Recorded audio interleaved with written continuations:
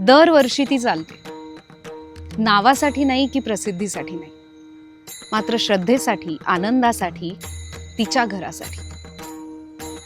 मी एक आधुनिक जमान्याची मुलगी आहे. आमचं संपूर्ण जग या फोनमध्ये, मात्र मनामध्ये फक्त रिकामेपणाची भावना आहे की काय असं वाटावं इतकी जागा आहे.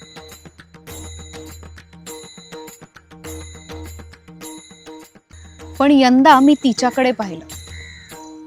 70 वर्षाची आजी, निशब्द, अनवाणी पायांनी चालणारी, ओठावर विठ्ठलाचं नाव, हातात भगवा ध्वज आणि 250 किलोमीटरचा हा प्रवास. उन्हातून, पावसातून, घाटातून चालून चालून सुद्धा ती थकत नाही, थांबत नाही. का? कारण विठ्ठल भेटीची आस. आणि त्याहून महत्वाचं म्हणजे तिला तिच्या मुलांसाठी, तिच्या घरच्यांसाठी सुखसमाधान मागायचंय. तिला तिच्यासाठी काहीही नकोय.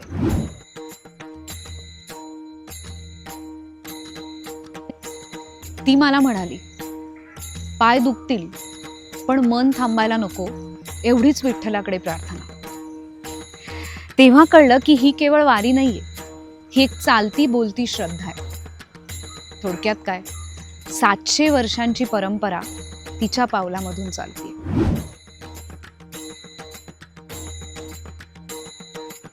हीच खरी शक्ती आहे. ना सोशल मीडिया पोस्ट, ना कुठली शोबाजी. तरीही लाखो महिला वारकऱ्यांना चालायला लावणारी यामध्ये एक ताकद आहे, प्रेरणा आहे.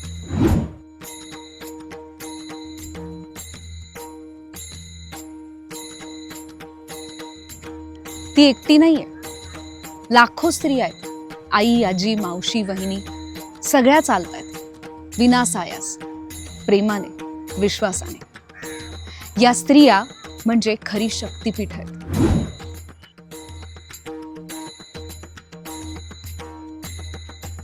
वारी फक्त पंढरपूरची नाही, ती मातृत्वाची वारी आहे, ती संकल्पांची वारी आहे. आणि त्यामुळे मी आजच्या युगातली मुलगी, तिच्या भक्तीला, तिच्या शक्तीला आणि तिच्या कधीही न थकणाऱ्या पावलांना सलाम.